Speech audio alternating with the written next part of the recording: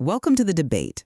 Our discussion today, well, it emerges from some really interesting concepts explored in NeonKore Media's show, The Deep Dive, specifically the episode Left on Red, The Violence of Silence.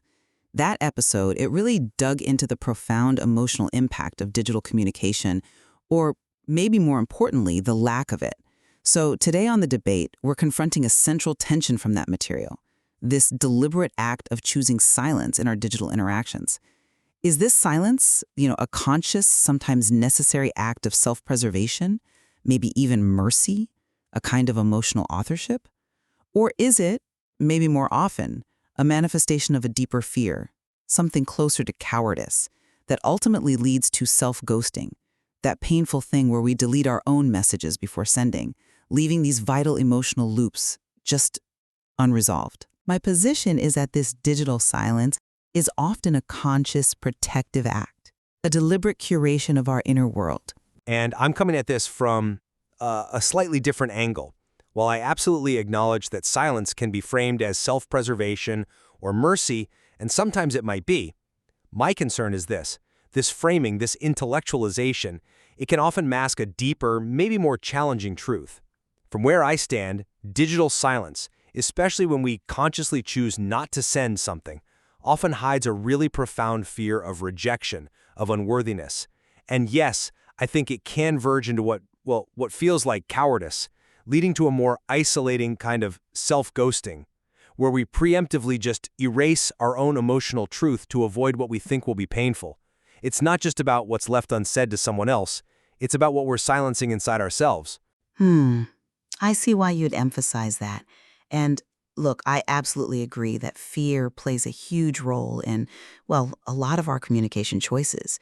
But I still maintain that silence, particularly in the really complex world of digital communication, is more often than not a deeply conscious and protective act. It's about self-preservation. It represents this profound form of what Left on Red called emotional autobiography, where, and I love this phrase, the delete button is the real author. This isn't just nothingness. It's an active editorial process.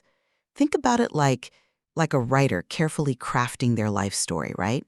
Deciding which chapters get published and which stay in the drawer. Not necessarily purely out of fear, but as a deliberate act of narrative control over their emotional truth. It's less about remembering what to say and more about consciously choosing what to forget or unsay. You're constantly editing that emotional autobiography before it goes public, trying to ensure a narrative that genuinely protects the self.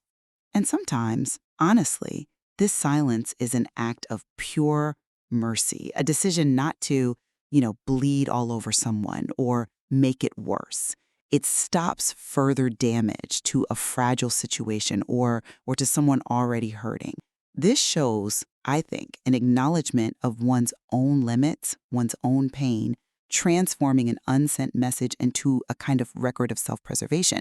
Those unsent messages, the ones sitting in our Notes app sanctuaries, they're not just forgotten words. They're often like a mirror reflecting our internal state, our healing, our capacity for vulnerability.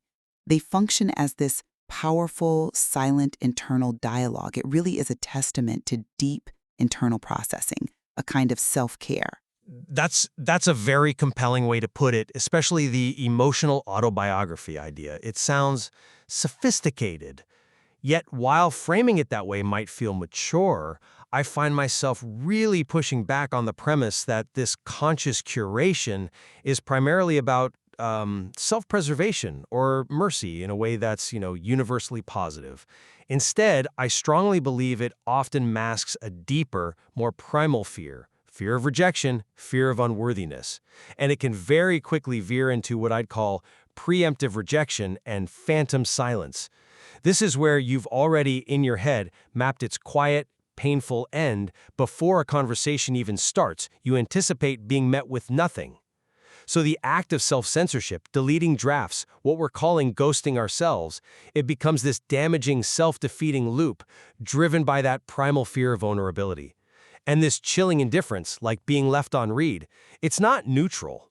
It's not just silence. It's often perceived by the other person as not being worth a response. And that feeling, it goes right to the core, whispering these awful doubts about your fundamental value. This ambiguity, this kind of purgatory of a delivered but unanswered message, or the emotional violence of just being seen, it feels so much worse than a harsh answer. Why? Because a harsh answer is at least its acknowledgement, even if it's negative, right? But the lack of any answer, this constant uncertainty, it leaves a wound that just never properly heals. It keeps reopening. Okay, I think we're both definitely seeing the complexity here, the emotional weight, and the difference between intent and perception is just crucial. When we think about the intent behind an unsent message, I genuinely believe that silence often functions as a form of mercy or conscious self-protection. And it's not solely driven by a fear of rejection, but by a more nuanced grasp of emotional capacity and, frankly, potential harm. Remember that sentiment from Left on Red that struck such a chord? You didn't deserve silence, but I didn't have words that wouldn't make it worse, so I gave you nothing and called it mercy, right? That unsent message in that specific context, it became less like something for him and more like something I needed to hear, a personal record of self-preservation. That really highlights the intense internal processing involved.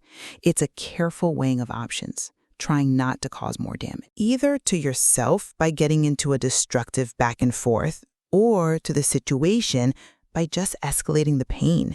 It's a deliberate choice, sometimes born from recognizing your own limits, your own emotional capacity, realizing that to speak right then would just inflict more wounds.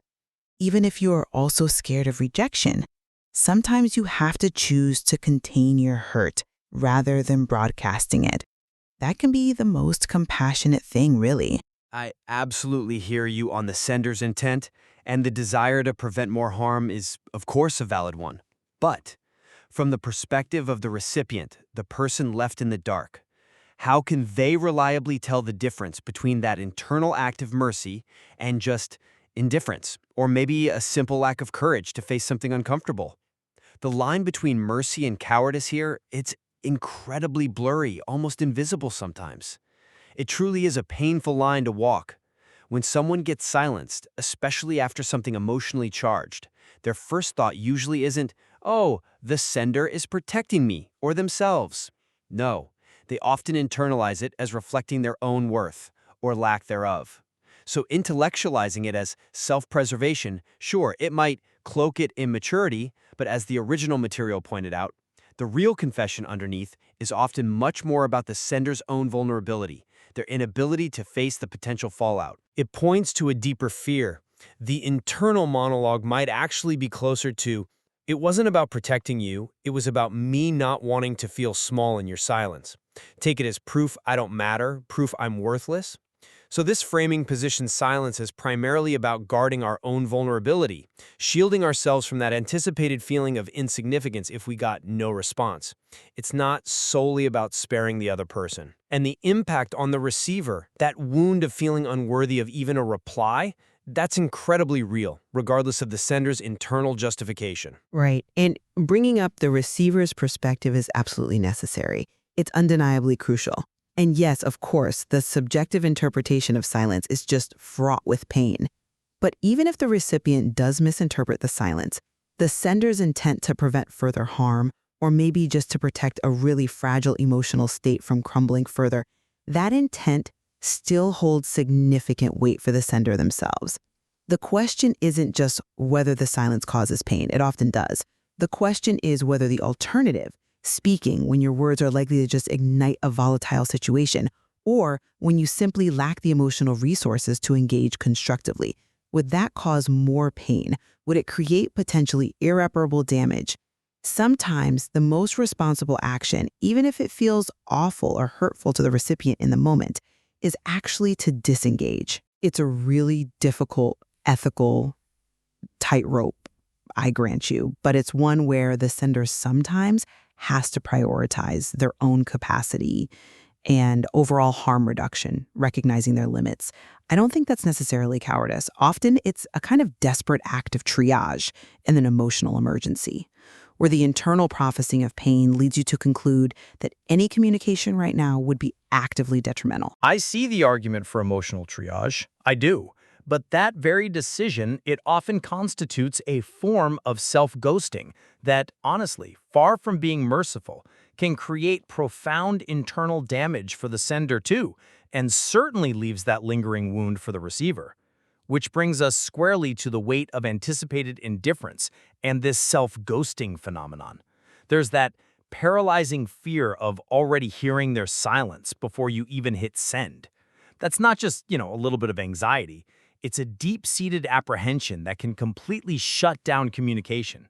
This preemptive rejection, it's so powerful, it leads us to ghost ourselves more than we ghost other people. Think about that. Every unsent message, every deleted draft, it isn't just editing your autobiography. It's erasing a part of us, a fragment of our emotional reality. We silence it out of fear of being met with nothing. This self-censorship, it's not benign. It's a preemptive strike against our own heartache. Our self-protection leads to self-erasure. And this goes way beyond just avoiding a negative response. It's about actively shrinking our own digital footprint, our own ability to express ourselves. So much so that we preemptively close off any possibility of interaction, even potentially good ones, just to mitigate that perceived risk of pain. We choose to bury a part of ourselves to avoid the anticipated hurt of being ignored, but in doing that, we also bury the chance for any resolution or connection. And I absolutely acknowledge that visceral fear, that deep, profound desperation to avoid a pain that just feels unsurvivable. I mean, I think we've all felt something like that. But this defense mechanism, while yes, it's undoubtedly painful and it carries a cost, sometimes it serves a necessary, maybe even a life-saving function for the sender. It might not always be simple erasure, but rather a deliberate act of self-containment when faced with perceived devastation.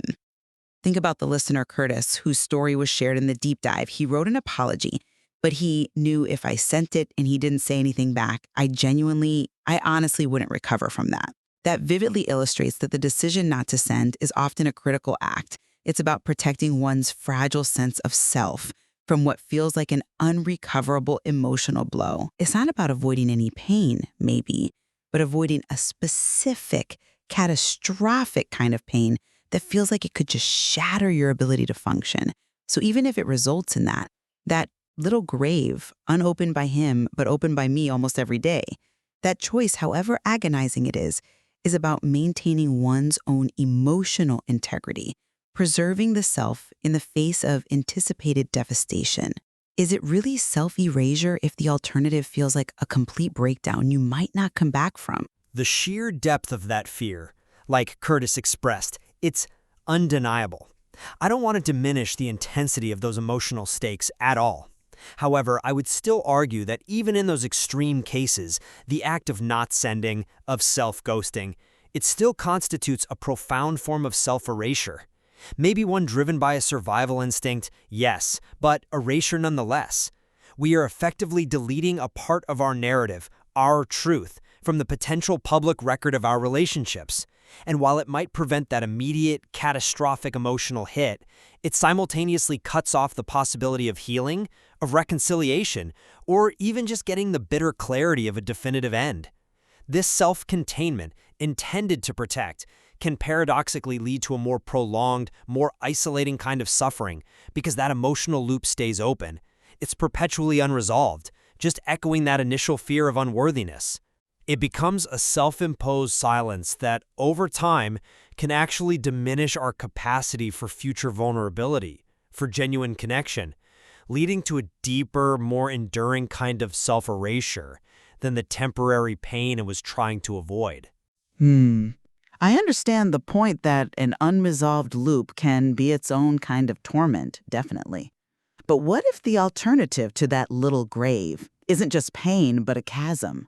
Sometimes that act of self-containment is the only thing stopping someone from plunging into an emotional abyss that truly feels unsurvivable. It's less about dodging a difficult conversation, perhaps, and more about recognizing when you simply don't have the emotional bandwidth or the right words to engage without causing more harm, either to yourself or the other person. Forcing communication when you're at your absolute limit, especially in really charged emotional situations, that can be far, far more destructive than silence. It becomes about choosing the lesser of two very difficult pains.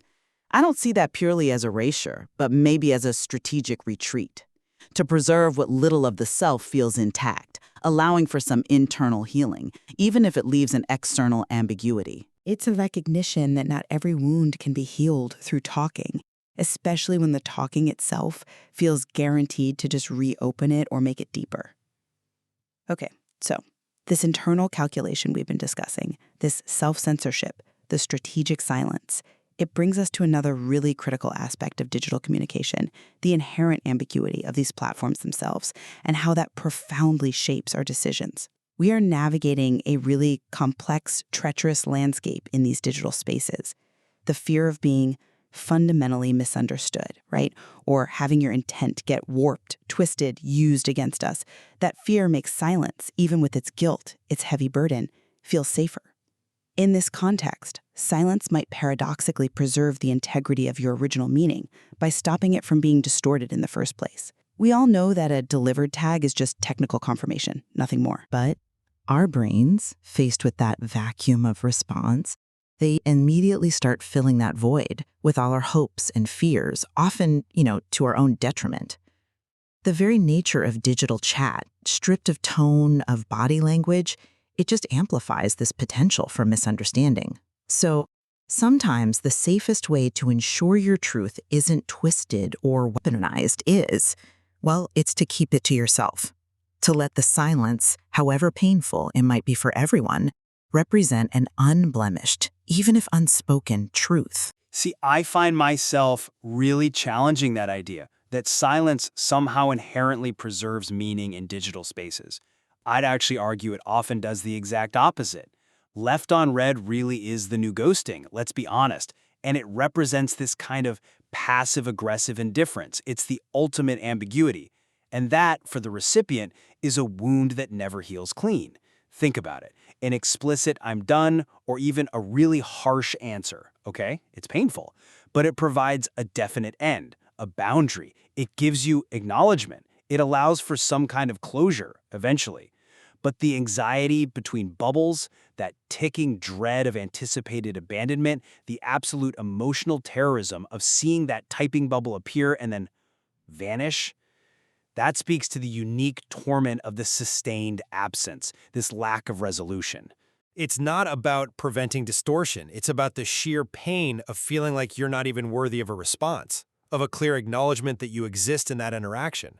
That ambiguity, I think, inflicts a far deeper, more insidious wound than a clear negative answer ever could, precisely because it denies us the certainty and the closure we desperately need. Doesn't the sender, by choosing ambiguity over clarity, bear some real responsibility for the distress that void causes? That is a powerful point about the pain of ambiguity. And I absolutely agree that for the recipient, the lack of a clear response can be profoundly, deeply distressing. However, the sender's responsibility, as I see it, is primarily to manage their own emotional output and to avoid causing further or unnecessary harm. It's not necessarily their responsibility to provide the exact form of closure the recipient wants or needs, especially if doing so would compromise their own well-being or just escalate the conflict. If a sender's at a point where any articulated response might be incoherent or, detrimentally emotionally charged or could genuinely be maliciously misinterpreted in that digital space, then silence, while it's imperfect, can be an act of responsible restraint. The integrity of meaning I was talking about isn't about perfect transmission that's often impossible online. It's about protecting the sender's authentic intent from being warped into something they absolutely did not mean, in a medium that's notoriously prone to exactly that kind of distortion. It's a recognition of the limitations, the dangers of these digital spaces, where an attempt at clarity can sometimes backfire spectacularly. Well, I understand the fear of misinterpretation, and the desire for restraint is valid. I still believe that choosing silence as a default, especially in significant interactions, often ends up prioritizing the sender's comfort or perceived safety over the recipient's really fundamental need for acknowledgement and resolution. That sustained absence, that ultimate ambiguity, it's not a neutral space. It is in itself a message, and a powerful one. It very often communicates insignificance or disregard, regardless of whatever well-meaning justifications the sender might have internally. The wound of being left on red, or just getting nothing back at all, is precisely its lack of definition. It festers because there's no clear boundary to grieve, no concrete point of rejection to actually process. By choosing not to articulate anything, even a difficult or painful truth, the sender effectively denies the recipient the agency to fully understand and move forward. It traps them in that purgatory you mentioned earlier. The fear of causing more harm can, paradoxically, lead to inflicting a different, maybe more insidious kind of emotional violence, one that's prolonged and deeply, deeply unsettling. So, as we wrap up what's been a really rich discussion, I want to reiterate my core point. The act of choosing silence in digital communication, while definitely challenging and often driven by a whole spectrum of emotions, including fear, it is also a profoundly human strategy. It's about emotional curation, about self-preservation.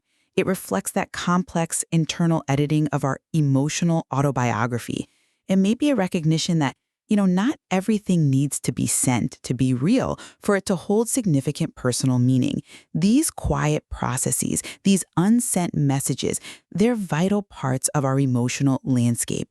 They can be acts of profound self-awareness, allowing us to manage our boundaries and prevent further damage in a world where words, once they're out there, can really take on a life of their own. And I'll conclude by emphasizing that while self-preservation is, of course, understandable, that pervasive fear of being deemed insignificant, of feeling not worth a response, often traps people in this really self-defeating cycle of self-ghosting.